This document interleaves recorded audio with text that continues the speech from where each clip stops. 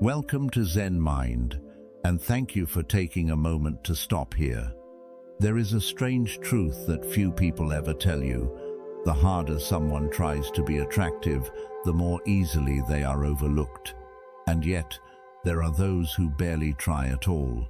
They speak little. They do not show off. But the moment they enter a space, the atmosphere quietly changes. This video does not teach you how to impress, nor does it show you how to become more interesting in the eyes of others. Instead, it gently unfolds something deeper. Why silence carries its own kind of magnetism, why not needing recognition creates a sense of quiet power, and why the moment you stop craving to be chosen, you become the one who is hardest to ignore. If you have ever wondered what truly makes a person captivating without forcing it, stay here. You may discover that what you have been searching for all this time was never outside of you. Part 1. Attraction does not come from trying to be attractive. There is a quiet paradox in human life that few people are willing to stop and face directly. The more we try to be attractive, the more we lose the very thing we are seeking. The desire to be noticed, to be acknowledged, to feel special sounds natural enough. Yet it is precisely this desire that makes our energy feel heavy, tense, and far more transparent than we realize. The human mind is extremely sensitive to intention, even when nothing is spoken. When someone enters a space carrying the hope of, "Please like me, please notice me, please approve of me," their body releases subtle signals on its own, searching eyes, a rushed voice, gestures that feel slightly excessive. The other person may not understand it logically, but they sense that lack on an emotional level. We often confuse confidence with effort. Confidence is a state that needs no proof. Effort, on the other hand, is a state of quietly asking for permission. When someone talks too much about themselves, explains too carefully, or reveals everything too clearly, they believe they are creating connection. In reality, they are unconsciously asking to be accepted. There are people who appear rarely, speak slowly, sometimes say nothing remarkable at all, yet are impossible to ignore. Not because they are superior, but because they carry no need to be seen. Their silence is not empty, it is full of stability, full of unhurried presence, full of an inner life that has settled. When you no longer need others to like you, you stop reacting to every glance and every judgment. That absence of reaction creates a sense of safety for the other person. They do not have to make you happy, do not have to please you, do not have to worry about hurting you, and, paradoxically, humans are often deeply drawn to those who make them feel this free. Showiness always carries an unspoken message. Look at me. Restraint carries a different one. I am fine whether you look or not. The second message is lighter, deeper, and far more difficult to resist. It does not demand, does not pressure, does not push. Yet it quietly creates its own gravity. People who are truly attractive do not try to be mysterious. They simply do not tell everything. Not because they have a strategy, but because they feel no need to expose themselves. When you stop needing to be understood immediately, you give others time to become curious, to observe, to form their own sense of who you are. The harder we try to impress, the lower we place ourselves in the invisible dynamic between two people. Because the one who needs to prove something is always the one who fears losing something. And fear, no matter how carefully hidden, always carries the scent of weakness. Inner self-mastery, by contrast, creates a very gentle kind of power. It does not command, does not take, does not manipulate. It simply exists. And that presence alone causes others to adjust their rhythm when they are near you. They speak more slowly, think more deeply, and pay closer attention. When you stop trying to be attractive, you begin living in your natural rhythm. You smile when you feel joy, stay silent when words are unnecessary, leave when something no longer fits. No extra gestures, no pleasing phrases. Everything becomes clean and real. Attraction no longer lives in behavior, but in state of being. A state that does not strain, does not cling, does not grasp. Others may not be able to name it, but they feel that you do not need them to complete yourself. And that feeling is rare and quietly addictive.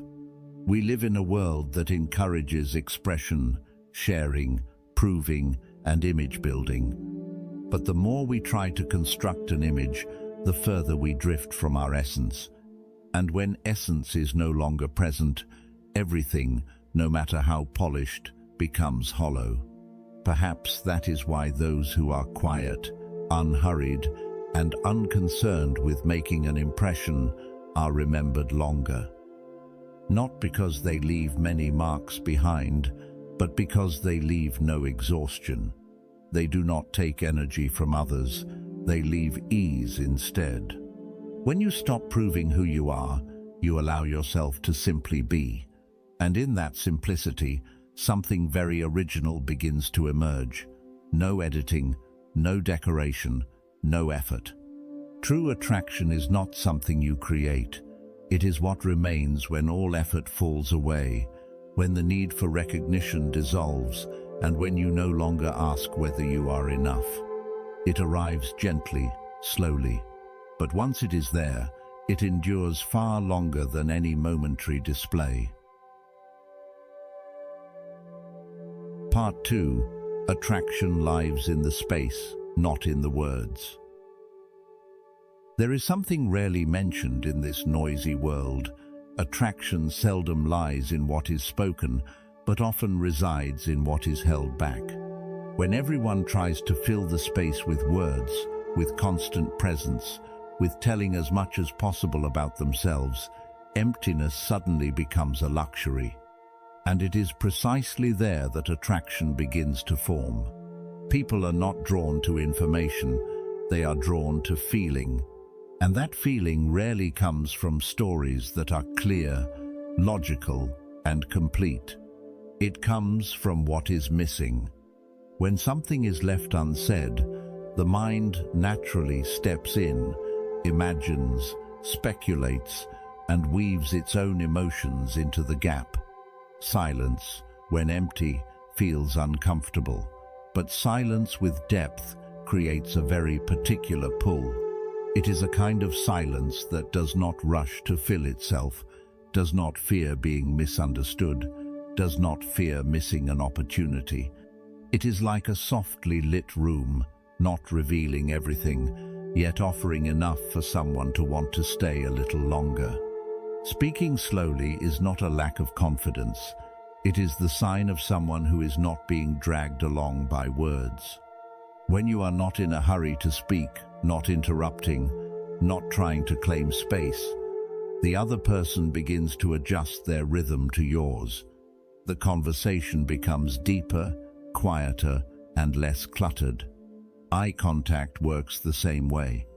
A gaze that does not rush to avoid, yet does not probe or demand, creates the feeling that you are truly present, not merely waiting for your turn to speak.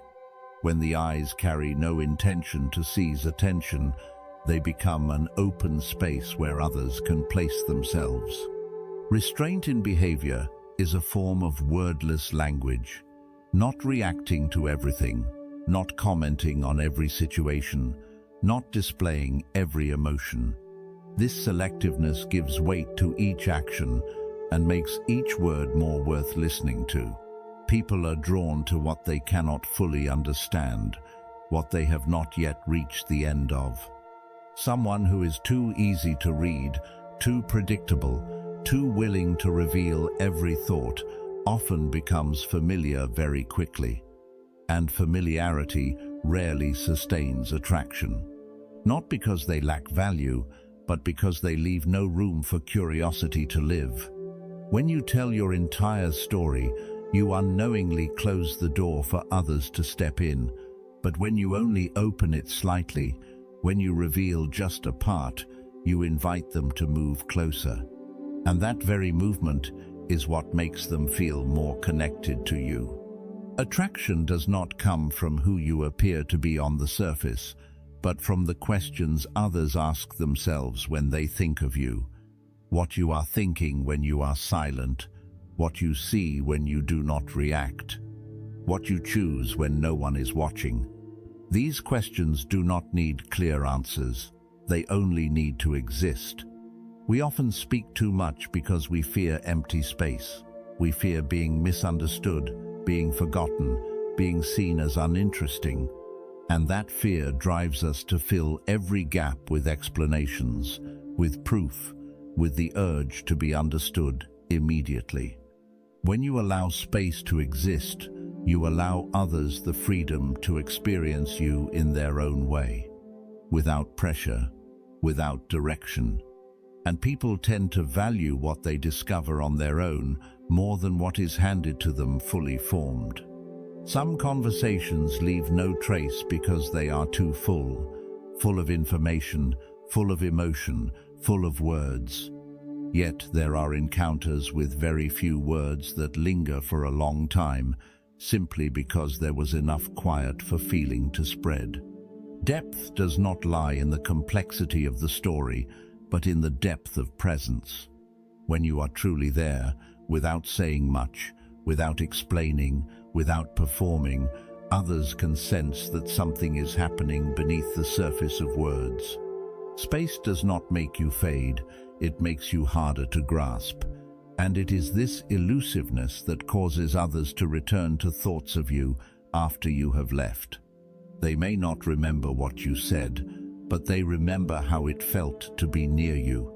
At some point, people realize they have spoken too much, explained too much, rushed to trap themselves inside words.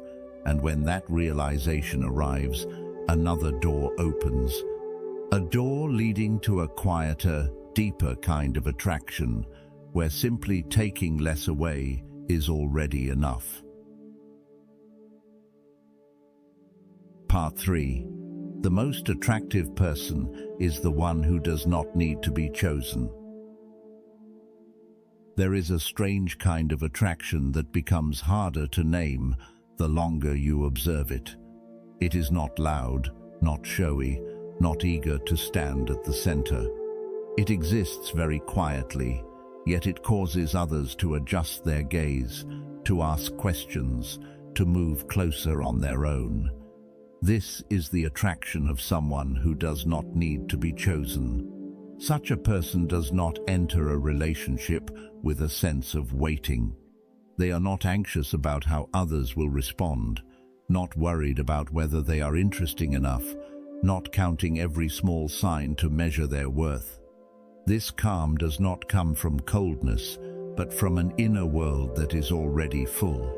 When someone does not beg for attention, they also do not unconsciously hand their power to others. They do not place their happiness in reactions, nor their value in being chosen or not. And because of this, they become difficult to manipulate, difficult to pull into familiar emotional games. Humans are always drawn to what does not need them in order to exist. When someone does not need you to feel whole, you begin to wonder why. Not because they are arrogant, but because they are not lacking. That absence of lack resonates as a strong signal in the deeper layers of the subconscious.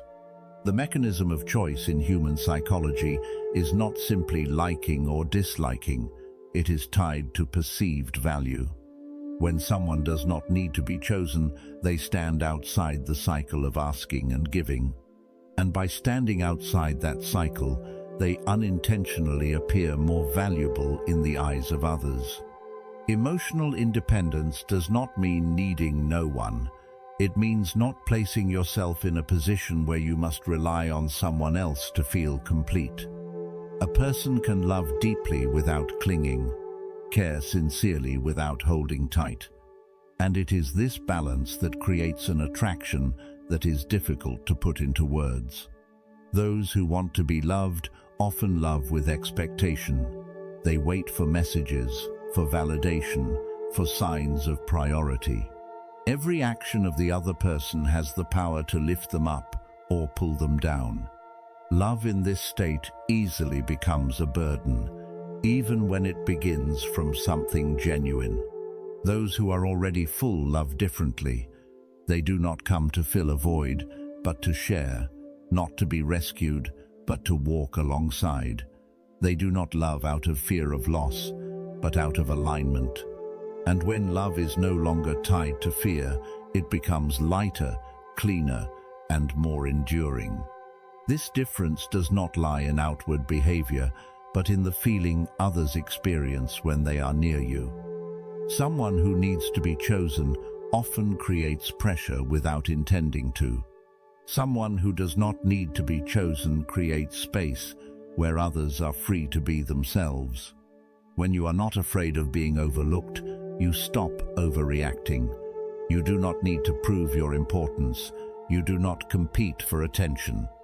And it is precisely this absence of competition that makes your presence clearer than ever. There is a deep paradox here. When you do not need to be chosen, you give others complete freedom to choose. No pressure, no manipulation, no conditions. And when people are free, they often choose what makes them feel safe and respected. Attraction does not lie in making others choose you, but in being at peace whether they choose you or not. This state cannot be faked, cannot be learned overnight, cannot be built through technique. It forms only through a long process of living with yourself, understanding yourself, and not abandoning yourself. When your inner life is steady, you do not need strategy. You do not need to read others, calculate every step, or become a version of yourself you think others will like. You simply live in your own rhythm, and that is enough. The most attractive person is not the one who is always chosen, but the one who is not shaken by whether they are chosen or not. They do not need a stage to feel valuable. They do not need a spotlight to know they are present. And when one reaches this point, a very quiet feeling often appears, not excitement, but clarity. That attraction was never a strategy to conquer others, but the natural result of an inner life that is deep enough, calm enough, and steady enough to no longer ask permission to be oneself. And by now, perhaps you have noticed something very quiet, yet very clear. That attraction has never been about becoming more special than others, but about stopping the effort to become something in order to be chosen. When you live deeply enough with yourself, calm enough in your own presence, you no longer have to ask whether you are worthy or not. Zen mind believes that when you no longer beg for attention, no longer fear being overlooked, no longer rush to prove your value, something very real begins to radiate from you, not loud, not showy, but enough for others to feel. Thank you for staying until the very end, and if something in this video touched you gently, perhaps it was not because of how well we spoke, but because you were ready to listen to yourself.